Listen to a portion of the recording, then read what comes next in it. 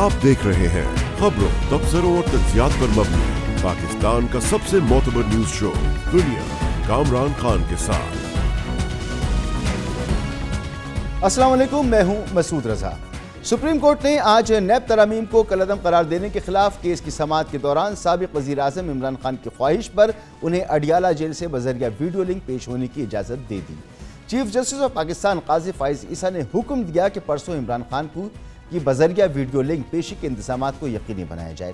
Case की समाअत chief justice की सरबराही में justice Aminuddin, justice Jamal Mandokhel, justice Athar Minallah और जस्टिस हसन अजहर रिजवी पर मुश्तमिल 5 रुकनी बेंच ने की। समाअत के आगाज में बानी पीटीआई की पेशी के मामले पर जस्टिस अतहर मिनुल्लाह ने रिमार्क्स दिए कि इस मुकदमे में पटिशनर इमरान खान ज़ाती हैसियत में पेश होना चाहते हैं तो उनको यहाँ पेश किया जाना चाहिए। वो इस मुकदमे में एक फरीक हैं, हम उनको पेश होने के हक़ से कैसे रोक सकते हैं। जिस पर चीफ जस्टिस ने करार दिया कि यह आइन से मुताल्लिक़ मामला है, किसी के ज़ाती हुकूक का मामला नहीं। हम 5 मिनट के लिए समाअत मुलतवी करके इस पर मुशावरत कर लेते हैं। वक़्फ़े के बाद इमरान खान को वीडियो लिंक के जरिए पेशी की इजाज़त मिल गई। बानी पीटीआई की वीडियो लिंक पर पेशी से मुताल्लिक़ वफाकी वज़ीर क़ानून आज़म नज़ीर तारड़ ने रद्द-ए-अमल देते हुए कहा कि अदालती हुक्म पर सर तस्लीम खम करूँगा, ताहम तारीख़ी तौर पर ऐसा कभी नहीं हुआ।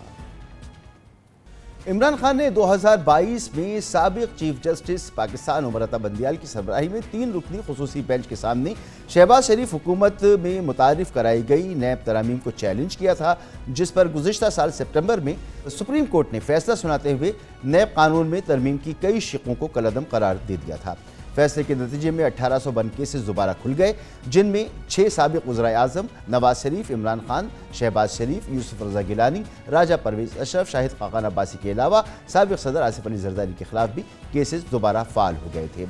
आज समाअत के दौरान जस्टिस अतहर मिनुल्लाह ने इस्तफ़सार किया कि मुतासिरा फ़र्द ही अपील दायर कर सकता है, विफाक कैसे मुतासिरा फ़रीक है, जिस पर हुकूमती वकील मखदूम अली खान ने जवाब दिया कि वफाकी हुकूमत की नैब तरामीम को कलअदम करार दिया गया था, हम मुतासिरा फ़रीक हैं।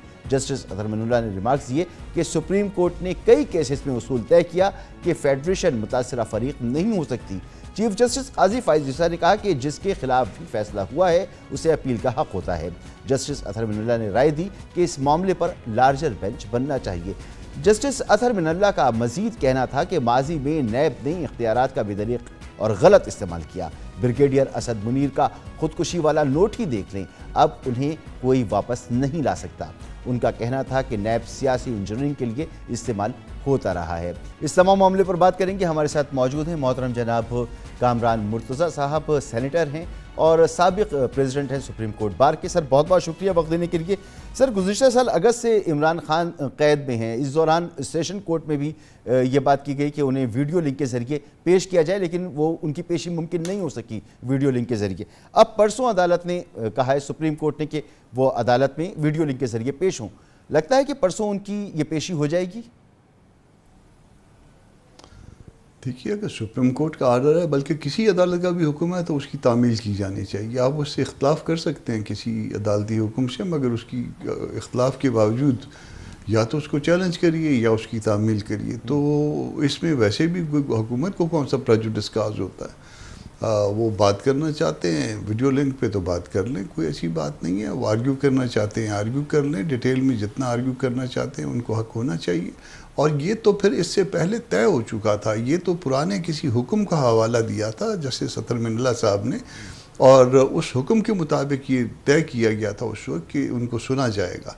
आज तो सिर्फ उन्होंने याद दहानी करवाई है, जिसके बाद बेंच उठ गया था और फिर जाके अंदर जो है कंसल्ट करने के बाद वापस आए और उन्होंने कहा कि जब एक हुक्म मौजूद था जिसको बाकी जजेस ने मासवा अतहर मिनुल्लाह के बाकियों ने नहीं देखा था, तो उनकी इल्म में नहीं था या उनको याद नहीं था, मगर अब देख लिया तो फिर उस हुक्म की तामील के लिए जो है उनको सुनना ज़रूरी है। या तो फिर उनको इंटरम बेल दे के बुलवाते, या उसका दूसरा तरीका वीडियो लिंक का है। तो उन्होंने वो एक तरीक़ाकार वज़ा किया है जो कि निस्बतन जो है वो इंटरम बेल देने से कमतर है, मगर सुनना उनको लाजिम है क्योंकि हुक्म किया जा चुका था। और उस हुक्म को जो है गवर्नमेंट ने भी कहीं पे, सरकार ने, रियासत ने कहीं पे भी चैलेंज नहीं किया था, रादर उसको कंसीड किया हुआ था।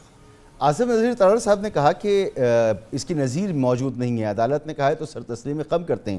اٹارنی جنرل نے فرمایا کہ 1 ہفتے کی مہلت چاہیے، لیکن عدالت نے کہا کہ نہیں، پرسوں ہی پیش کریں، اس کے انتظامات کرنے چاہیے. تو حکومت کی طرف سے تھوڑی سی اگر دیکھیں تو اس میں کوئی اعتراض تھوڑا سا محسوس ہوتا ہے. دیکھیے اس میں ایسا ہے کہ آپ کسی بھی کیس میں یا اصالتاً پیش ہوتے ہیں یا وکالتاً. آپ اصالتاً اگر پیش ہوں تو آپ کو سنتے ہیں، وکالتاً پیش ہوں تو آپ کے وکیل کو سنتے ہیں، مگر سنتے ہیں. اور ویڈیو لنک کی فیسلٹی اب تو چاروں رجسٹریوں میں اویلیبل ہے. بلکہ ایک کیس میں تو انہوں نے شاید رجسٹری کے علاوہ بھی کسی اور جگہ پہ شاید انہوں نے گھر سے یا آفس سے آرگیو کیا تھا، کسی وکیل صاحب نے وہاں سے بھی انہوں نے پرمٹ کیا تھا. تو یہ کہنا کہ نظیر موجود نہیں ہے میرے خیال درست نہیں ہے. وکیل جو ہے وہ کوئٹہ سے پیش ہوتے ہیں، پشاور سے پیش ہوتے ہیں ویڈیو لنک پہ، کراچی سے پیش ہوتے ہیں، لاہور سے پیش ہوتے ہیں. اور میں نے جیسے عرض کیا کہ ایک کیس میں وکیل صاحب کو اجازت دی گئی تھی کہ وہ اپنے آفس سے یا گھر سے جو ہے وہ آرگیو کر لے، کوئی اس طرح کا معاملہ تھا. تو اب اگر کسی کا کوئی وکیل نہیں ہے یا وہ خود بات کرنا چاہتا ہے تو اس کو اگر سن لیا جائے تو اس میں کوئی حرج نہیں ہے. اس کی آرگومنٹ ہے، اس کے دلائل ہیں. کورٹ اس سے ایگری کرے یا نہ کرے وہ کورٹ کا حق ہے، مگر اس کو سننا جو ہے اس کا حق ہے. اس میں بڑا دلچسپ معاملہ یہ نہیں ہے کامران مرتضیٰ صاحب کہ جس قانون کو عمران خان نے چیلنج کیا ہے، نیب قانون کے جن شقوں کو، ان کی منظوری خود پی ٹی آئی دور میں 2 مرتبہ آرڈیننس کے ذریعے دی گئی تھی. دیکھیے یہ ایک اس ملک میں ایک بہت ایک عجیب سی بات ہے کہ جتنی بھی حکومتیں ہوتی ہیں وہ جس وقت اقتدار میں ہوتی ہیں اس وقت جو ہے وہ کسی اور کے اشاروں پہ ناچ رہی ہوتی ہیں. یہ ترامیم بعض اوقات جو ہے نا پریشر کے تحت بن کے آتی ہیں اور وہ آگے سے لانچ ہو جاتی ہیں. اور اس میں آپ پی ٹی آئی گورنمنٹ کو بھی ایکیوز کر سکتے ہیں، اس میں آج کی حکومت کو بھی کر سکتے ہیں، اس میں بہت ساری حکومتوں کو کر سکتے ہیں. مگر جس طرح سے اس قانون کا بے دریغ اندھا بے دردی سے استعمال کیا گیا ہے وہ ہم سب کے سامنے ہے. اور اس میں میرے خیال کے مطابق عدالتوں کی بھی ذمہ داری تھی، کیونکہ وہ کسٹوڈین ہے دستور کے، تو ان کی بھی ذمہ داری تھی کہ وہ اس کا جو غلط استعمال تھا اس کے اگینسٹ جو ہے وہ ڈھال بنتے. مگر میرا خیال ہے کہ وہ اس میں شاید پورا نہیں اترے. سر سابق چیف جسٹس عمر عطا بندیال صاحب نے کہ کورٹ نے ان ترامیم کو جو ہے وہ کالعدم قرار دیا تھا، لیکن جسٹس منصور علی شاہ جو ہیں انہوں نے اس پر اعتراض کیا تھا. اب آپ کو کیا لگتا ہے کہ یہ قانون کالعدم ہو جائے گا یا برقرار رہے گا؟ کیونکہ ایسی صورت میں عمران خان خود بھی بینیفیشری ہوں گے القادر کیس کے. دیکھیے وہ یہ بھی ایک تاریخ کا جبر ہے، یہ بھی ایک آپ تکلیف دہ بات کہہ سکتے ہیں کہ جس وقت وہ اقتدار میں تھے تو ان کی کنٹینشن کوئی اور تھی. آج ان کی جو ہے نا جب وہ کسی کیس میں ان کو کوئی بینیفٹ یا نقصان ہو رہا ہوگا تو وہ اس کے لیے جو ہے وہ ان کا جو ہے موقف بدلی ہو گیا ہے. مگر اسٹل چونکہ وہ اس کے ون آف دی وہ پٹیشنر ہیں تو اس میں ان کا سننا جو ہے وہ ان کا حق بنتا ہے. اس موقف سے جو ہے کورٹ اختلاف کرے یا اسے مان لے، یہ کورٹ کی مرضی ہے. مگر اس کے باوجود وہ بینیفیشری ہوں یا بینیفیشری نہ ہوں، یہ آپ اس کو اخلاقی یا سیاسی سطح پہ تو پلیٹ کر سکتے ہیں اس پہ، مگر لیگلی جو ہے نا ان کا حق ہے کہ وہ ان کو سنا جائے. اچھا، پرسوں اگر انہیں سنا جاتا ہے تو کیا واقعی یہ تاریخی طور پر ایک واقعہ ہوگا کہ اس سے پہلے ایسا نہیں ہوا؟ نہیں، میں کہہ رہا ہوں نا کہ کسی کو سننا جو ہے، کسی کا پیش ہونا، کسی کا دلیل دینا، کسی کا دلائل دینا، اس کا یا اصالتاً ہوتا ہے یا وکالتاً ہوتا ہے. اگر کوئی وکیل کے ذریعے پیش نہیں ہونا چاہتا یا کوئی ان پرسن پیش ہونا چاہتا ہے یا اپنے طور پہ جو ہے نا وہ آرگیو کرنا چاہتا ہے تو یہ اس کا حق ہے. اور اس وقت کم از کم 4 رجسٹریوں میں وہاں سے ویڈیو لنک پہ آرگیو کرتے ہیں وکیل. اور بعض اوقات جو ہے نا اگر وکیل دستیاب نہ ہو تو ان 4 رجسٹریوں میں یہ انتظام موجود ہوتا ہے کہ پارٹی کو ان پرسن بھی اگر کوئی بات کہنا چاہے یا کرنا چاہے یا کوئی دلیل دینا چاہے تو دے سکتی ہے. تو یہ کوئی پہلی دفعہ نہیں ہوگا. یہ پہلی دفعہ آپ کہہ سکتے ہیں کہ کوئی جیل سے شاید پہلی دفعہ کر رہا ہے. کوئی کسٹڈی میں ہے تو پہلی دفعہ وہاں پہ اس کو یہ فیسلٹی دی گئی ہے، ورنہ جو ہے نا وہ اصالتاً یا وکالتاً پیش ہونے کی ویڈیو لنک پہ اجازت ہے، اور اس وقت جو ہے وہ اختیار کی گئی ہے یہ طریقہ کار۔ بہت بہت شکریہ جناب سینیٹر کامران مرتضیٰ، سابق صدر سپریم کورٹ بار۔ گفتگو آپ نے سنی۔ عدلیہ سے ہی جڑا ایک اور معاملہ، اسلام آباد ہائی کورٹ کے ججز کی جانب سے عدالتی امور میں مداخلت کا معاملہ ابھی سپریم کورٹ میں زیر سماعت ہے کہ ایک اور بڑا کیس سامنے آ گیا۔ اسلام آباد ہائی کورٹ کے جسٹس بابر ستار نے آڈیو لیکس کیس میں دھمکی آمیز پیغام ملنے کا انکشاف کیا ہے، جس پر اٹارنی جنرل اور وزیر قانون کو فوری میڈیا پر آ کر وضاحت دینا پڑی، اور اسلام آباد ہائی کورٹ کے جسٹس بابر ستار نے 27 اپریل کو اپنے خلاف منفی سوشل میڈیا مہم کے حوالے سے چیف جسٹس آف اسلام آباد ہائی کورٹ کو لکھے گئے خط میں بتایا کہ آڈیو لیک کیس میں عدالت کے سامنے سوال تھا کہ کیا شہریوں کی نگرانی کی اجازت دینے والا کوئی قانونی نظام موجود ہے۔ جسٹس بابر ستار نے لکھا کہ اس سوال کے جواب کے لیے خفیہ اور تحقیقاتی ادارے، متعلقہ وزارتوں اور ریگولیٹریز باڈیز کو نوٹس کیے گئے، جس کے بعد سیکیورٹی اسٹیبلشمنٹ کے اعلیٰ حکام کی جانب سے مبینہ طور پر پیچھے ہٹ جانے کے پیغامات موصول ہوئے، جس پر آج اٹارنی جنرل منصور عثمان آوان نے پریس کانفرنس میں بتایا کہ ریاست کی کچھ حساس معلومات ہوتی ہیں جس کے حوالے سے اٹارنی جنرل یا ایڈوکیٹ جنرل رابطہ کرتے ہیں۔ سرویلنس سے متعلق معاملات پر ان کیمرہ بریفنگ کی درخواست کی گئی تھی، لیکن یہ تاثر لیا گیا کہ کیس کا فیصلہ کسی ایک رخ پر کر دیا جائے، جو غلط ہے۔ وزیر قانون اعظم نذیر تارڑ نے ایک علیحدہ پریس کانفرنس میں کہا کہ ایک خط کی رپورٹنگ سے تاثر بنا دیا گیا کہ عدلیہ میں مداخلت ہو رہی ہے۔ آزاد عدلیہ ہی ملک کو آگے لے کر جاتی ہے، مگر اس وقت ملک کو انوکھے سیکیورٹی چیلنجز درپیش ہیں۔ دوسری جانب منفی سوشل میڈیا مہم کے خلاف جسٹس بابر ستار اور جسٹس محسن اختر کیانی کے خطوط پر شروع کی گئی توہین عدالت کی کارروائی کی آج اسلام آباد ہائی کورٹ کے دو الگ الگ لارجر بینچز نے سماعت کی، اور صحافیوں، صحافتی تنظیموں اور سرکاری اداروں کو نوٹسز جاری کرتے ہوئے جواب طلب کر دیا۔ جسٹس بابر ستار کے خط پر سماعت کرنے والی 3 رکنی لارجر بینچ نے تحریری حکم نامے میں قرار دیا کہ بادی النظر میں جسٹس بابر ستار کے خلاف منظم مہم چلائی گئی، جسٹس بابر ستار پر ذاتی نوعیت کی تنقید سے ان کو بدنام کرنے کی کوشش کی گئی۔ جسٹس بابر ستار اسلام آباد ہائی کورٹ کے ان 6 ججز میں بھی شامل ہیں جنہوں نے عدالتی معاملات میں مداخلت کے خلاف سپریم جوڈیشل کونسل کو خط لکھ کر رہنمائی طلب کی تھی۔ اسلام آباد ہائی کورٹ کے ججز کی جانب سے عدالتی معاملات میں مبینہ مداخلت کے معاملے پر از خود نوٹس کیس کی چیف جسٹس قاضی فائز عیسیٰ کی سربراہی میں سپریم کورٹ کا لارجر بینچ 3 سماعتیں کر چکا ہے۔ یہاں پر ایک بریک لیں گے اور بریک کے بعد بات کریں گے پرائیویٹائزیشن ملک کی اہم ضرورت ہے، لیکن 2 اہم حکومتی وزراء آمنے سامنے آ گئے اس معاملے پر۔ تفصیلات کیا ہیں آپ کو بتاتے ہیں ایک بریک کے بعد۔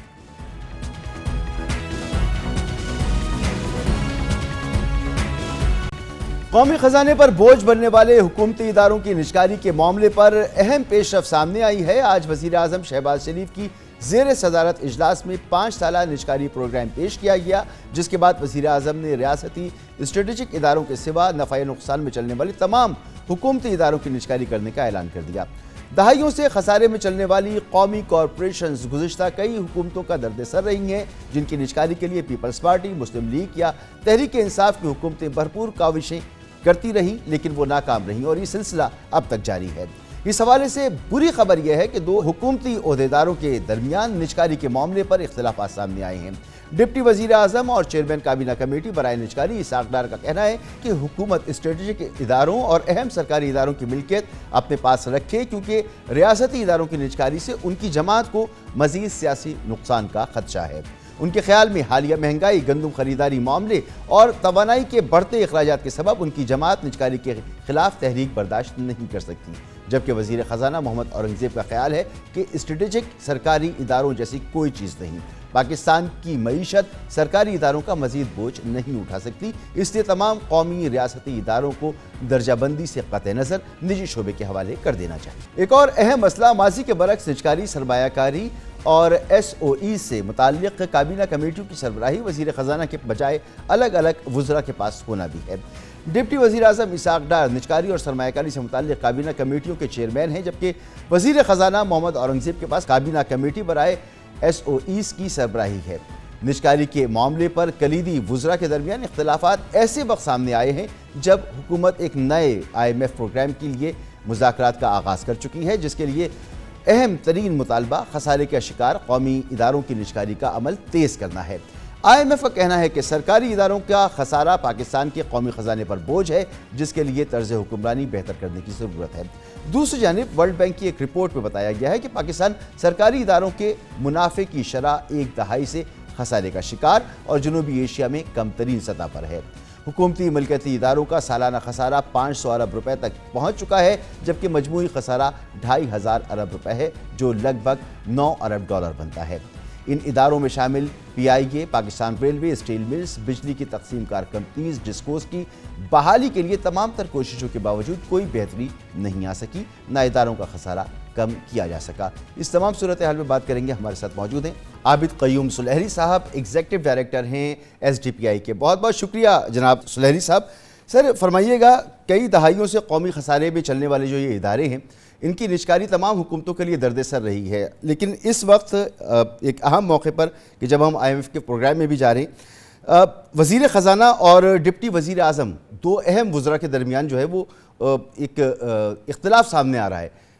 جناب اسحاق ڈار صاحب کہتے ہیں کہ اسٹریٹجک ادارے جو ہیں وہ ہمیں پرائیویٹائز نہیں کرنے چاہیے، جبکہ وزیر خزانہ کہتے ہیں کہ نجکاری تمام اداروں کی ہونی چاہیے۔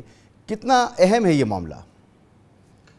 دیکھیے، اس کو ہمیں پریگمیٹک ہو کے تھوڑا سا دیکھنا پڑے گا، اور مجھے لگ رہا ہے کہ دونوں پریویل کر جائیں گے، اور اس کی وجہ یہ ہوگی کہ تھیوریٹیکلی سپیکنگ جو کچھ ہم IMF کے ساتھ کمٹ کرنے جا رہے ہیں اس میں کوئی بہت زیادہ چون چرا کی گنجائش نہیں، اور میرا نہیں خیال کہ اس میں ہم 5-6 ادارے جو ہیں جو کہ پروفٹ میں چلنے والے ہیں ان کو سائٹ پہ کر لیں، اور باقی کے ادارے جو ہیں ان کو پرائیویٹائزیشن کی طرف لے جائیں۔ جو بھی اس وقت کمٹ کیا جا چکا تھا پچھلے پروگرام میں IMF کے ساتھ، اسی کو تسلسل کو آگے بڑھاتے ہوئے یہ ہمیں تمام اداروں کی پرائیویٹائزیشن کا اعلان کرنا ہوگا۔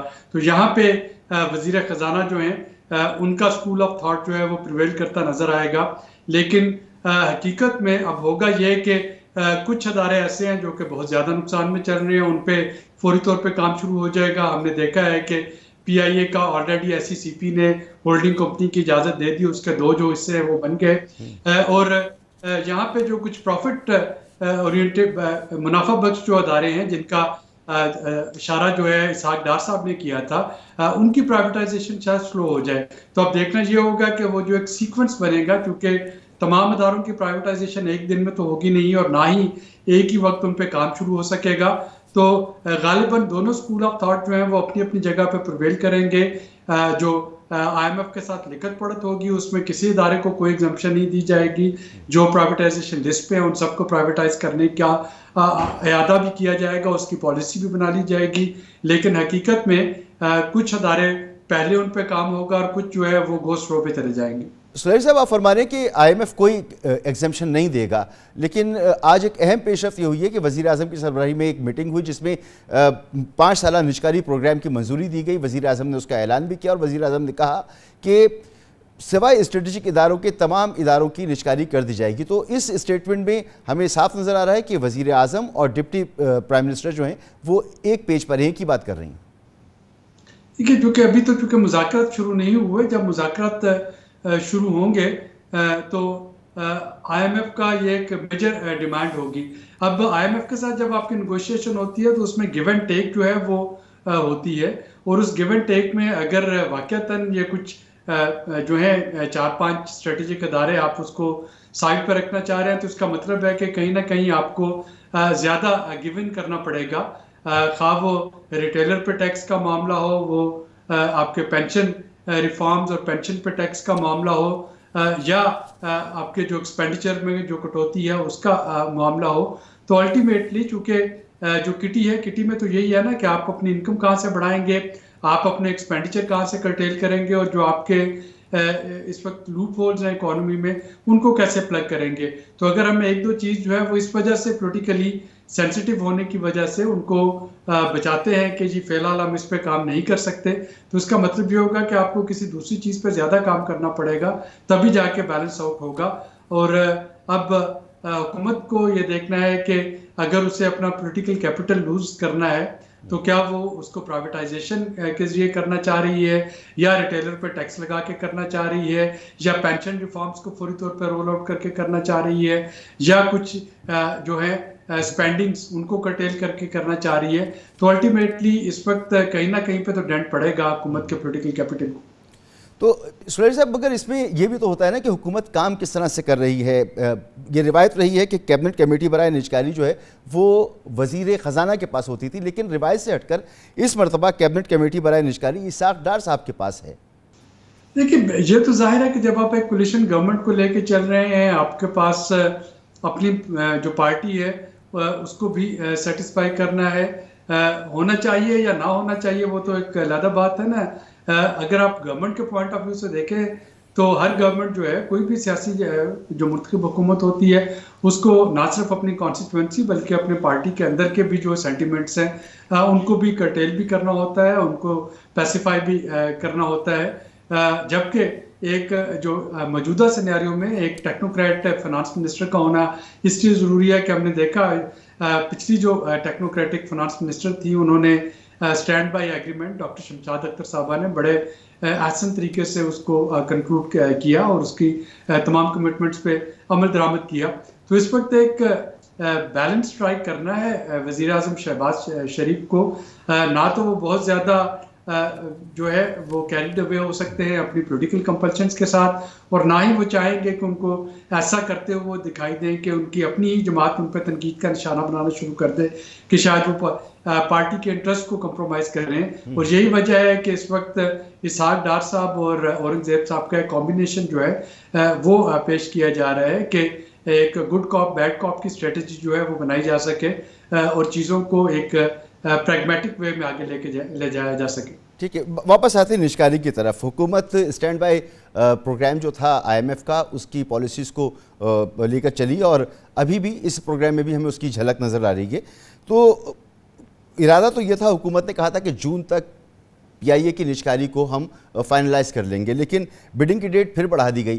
تو آپ کو نظر آ رہا ہے کہ جون تک حکومت جو ہے PIA کی نجکاری میں کامیاب ہو سکے گی؟ میرا نہیں خیال کہ ہو پائے، اور آپ کے پروگرامز پہ بھی یہاں پہ بارہا یہ بات ہو چکی ہے کہ یہ جو ڈیل کو کلوز کرنا جو ہے یہ کوئی ہفتوں کا کام نہیں، یہ مہینوں کا کام ہے، اور اس کو پرائیویٹائز کرنے میں ابھی ٹائم لگے گا. جو اس وقت ایک زیادہ حقیقت سے قریب سچویشن نظر آ رہی ہے وہ یہی ہے کہ ایک فنانس بل جس میں کہ ایک وہ تمام کمٹمنٹس جو کہ حکومت کر رہی ہے وہ پارلیمنٹ سے پاس ہو کے وہ انیکٹ ہو جائے. بجٹ جو ہے، بجٹ ڈاکومنٹ اور بہت سی چیزیں جو کہ رول آؤٹ ہونی ہے، اگر وہ بجٹ میں فنانس بل کے طور پہ پاس ہو جاتی ہیں تو شاید پھر ان سے حکومت کا پیچھے ہٹنا جو ہے وہ مشکل ہوگا، اور وہ IMF کے لیے گارنٹی کی شکل بن جائے گی کہ حکومت واقعی یہ کام کرنے میں سنجیدہ ہے. اگر IMF نے یہ PIA کی نجکاری جو ہے یہ ایک پرائر کنڈیشن رکھ دی اگلے پروگرام کی فائنلائزیشن سے پہلے، تو پھر یہ پروگرام جو ہے یہ اگست کے آخر تک بھی ہوتا ہوا میں نہیں دیکھ رہا ہوں، کیونکہ یہ ٹائم لگے گا PIA کی نجکاری کو اور مشن کے ساتھ نیگوشیشن فائنل کرنے کو اور پھر ایگزیکٹو بورڈ کے پاس اس کی اپروول کو.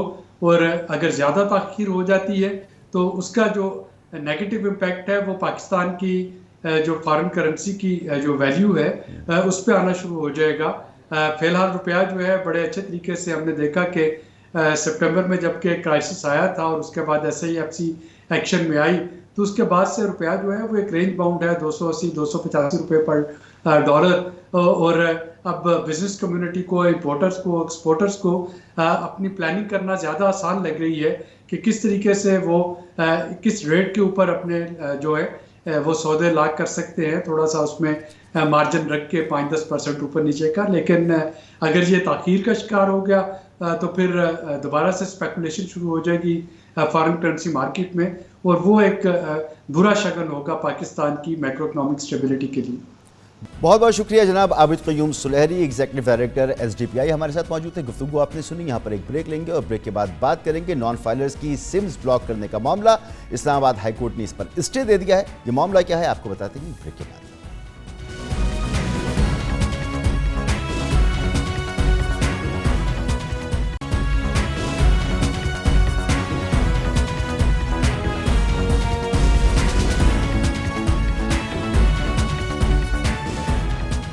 टैक्स वसूली का दायरा कार बढ़ाने के लिए एफबीआर ने पिछले माह पीटीए और टेलीकॉम कंपनियों को नॉन टैक्स फाइलर्स की मोबाइल फ़ोन सिम्स बंद करने का हुक्म दिया था और इस हुक्म पर अमल ना होने की सूरत में 15 मई तक कानूनी चाराजोई की वार्निंग दी थी। ताहम आज इस्लामाबाद हाई कोर्ट ने एफबीआर को नॉन फाइलर्स की सिम्स ब्लॉक करने से रोकते हुए हुक्म इम्तना जारी कर दिया है।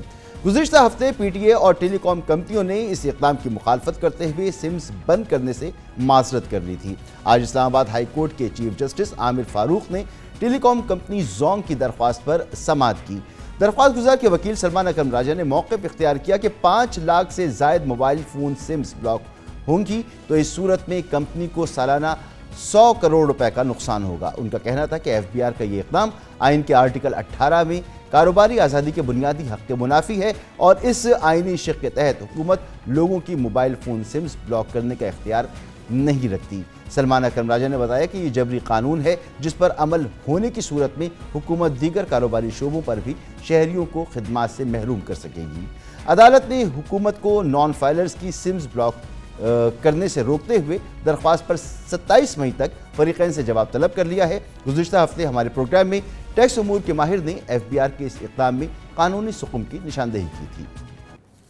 एफबीआर ने 29 अप्रैल को इनकम टैक्स जनरल ऑर्डर के तहत टैक्स साल 2023 में गोशवारी जमा न करवाने वाले 5,06,671 अफराद की सिम्स ब्लॉक करने का हुक्म जारी किया था, जिसकी जवाब में टेलीकॉम कंपनियों ने अपने तहफ़्फ़ुज़ात से वज़ारत इंफॉर्मेशन टेक्नोलॉजी को आगाह करते हुए कहा था कि ये फैसला जल्दबाजी में किया गया है जिससे टेलीकॉम सार्फिन पर मनफी असरात मुरतब होंगे।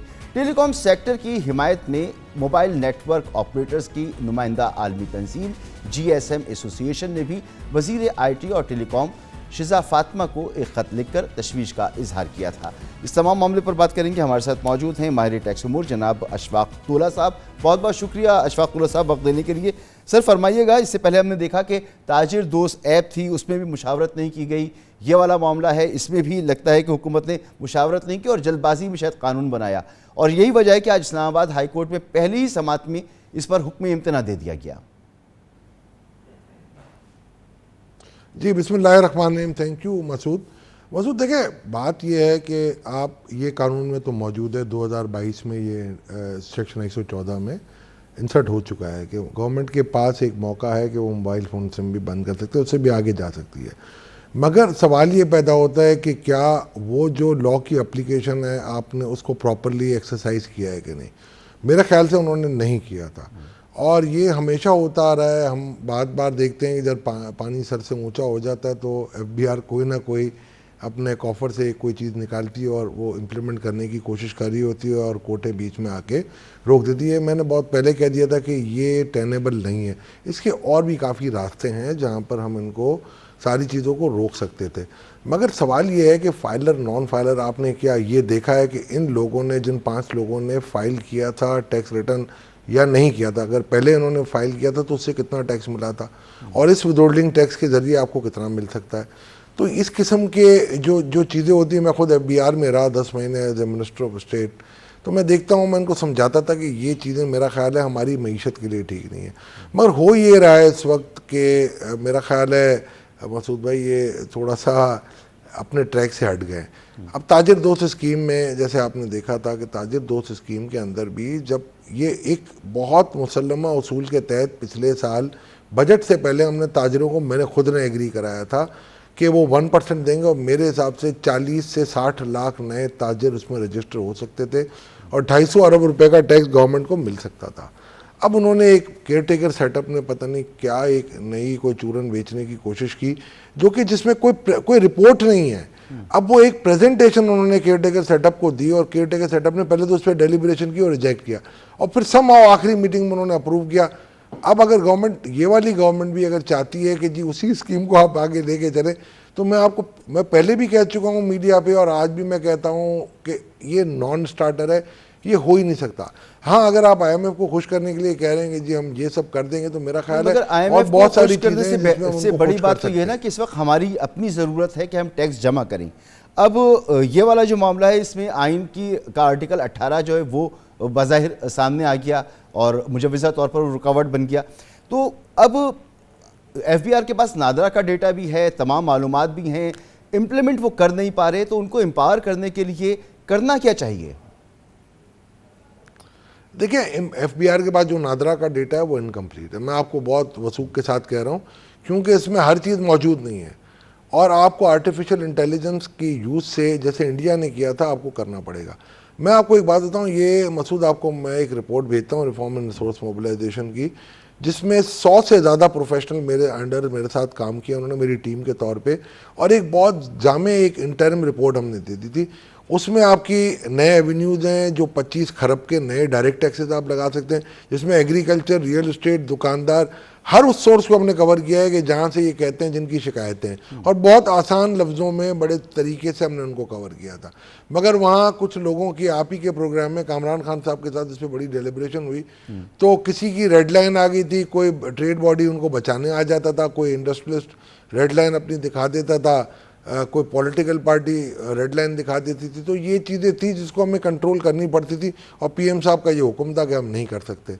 اور ایک میں سمجھتا ہوں ایک کانسپیریسی کے تحت اس رپورٹ کو روکا گیا، اس میں آپ کے براڈنگ دا ٹیکس بیس کے 32 کے قریب 34 کے قریب ایسے میجر تھے، 21 جس میں تھے ہمارے پاس ریونیو میجر جو نئے آپ لگا سکتے تھے، 13 کے قریب ایسے تھے جو براڈنگ دا ٹیکس بیس کے تھے، 14 کے قریب، سر 32 ایسے تھے جس میں آپ جس رپورٹ کا ذکر کر رہے ہیں وہ، یا اس کے علاوہ عالمی مالیاتی ادارے ہوں، ملک کے اندر ماہرین ہوں، سب ٹیکس لگانے کی بات کرتے ہیں اور بتاتے ہیں کون کون سے سیکٹر سے ہم کتنا کتنا ٹیکس لے سکتے ہیں۔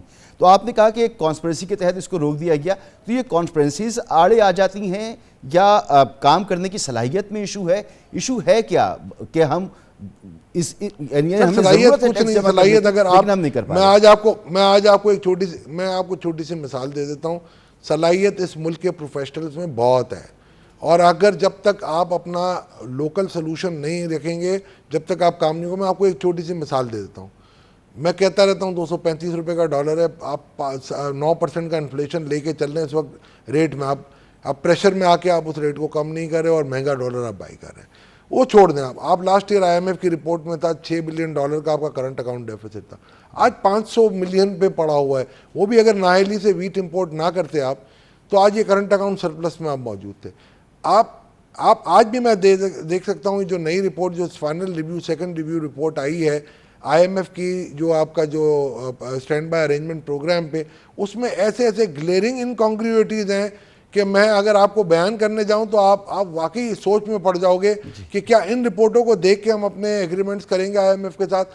وہاں وہ کہتے ہیں ایک طرف کہ جی کہ آپ کا جو ڈالر ہے، ہم کہتے ہیں 235 کا ہے، مان گئے ساری انٹرنیشنل بروکریج ہاؤسز اور جو انویسٹمنٹ بینکس ہیں وہ مانتے ہیں کہ 240 235 225 کے قریب وہ بتا رہے ہیں، ہم سب مل کے وہ کہتے ہیں کہ اگلے سال آپ کا ڈالر کا ریٹ 329 پہ ہوگا، اور وہ کہتے ہیں 12.5% آپ کی انفلیشن ہوگی، 12.7 ایئر آن ایئر۔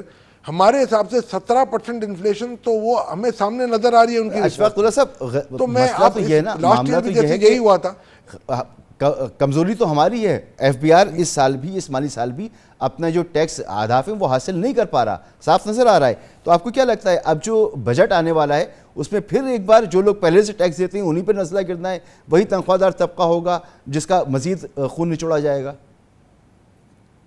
جی اخباروں میں تو یہی آ رہا ہے کہ جی جو ملکنگ دی اولڈ کاؤ، مگر آپ دیکھیں اس میں بھی چلیں، اب میں تھوڑا سا اگر آگے لے کے چلوں، اس رپورٹ میں جامع چیزیں موجود ہیں۔ میں آج آپ کو آپ کے پروگرام کے توسط سے پرائم منسٹر صاحب کو کہتا ہوں پلیز اپنے آپ اس چیز کو ری وزٹ کریں، فائنانس منسٹر صاحب کو بھی کہتا ہوں، یہ پوری چیز آپ کے پاس جامع طور پہ تیار پڑی ہوئی ہے، آپ کیوں اس کو استعمال میں نہیں لا رہے؟ مجھے تو سمجھ نہیں پڑ رہی ہے۔ آپ ہر روز ایک نئی اسکیم لے کے آتے ہیں، ایک پریزنٹیشن کے بیسس پہ آپ FBR کو ریسٹرکچر کرنے لگے، آپ نے ایک جنبش قلم اتنے اچھے افسروں کو آپ نے گھروں پہ بٹھا دیا ہے، تو مجھے سمجھ نہیں پڑی کہ یہ کیا ہو رہا ہے، اور اس طریقے سے معاملات ٹھیک ہونے والے نہیں ہیں۔ بہت بہت شکریہ اشفاق اللہ صاحب، آپ نے ہمیں وقت دیا۔ اسی کے ساتھ پروگرام کا وقت یہاں ختم ہوتا ہے، اجازت دیجیے، اللہ حافظ۔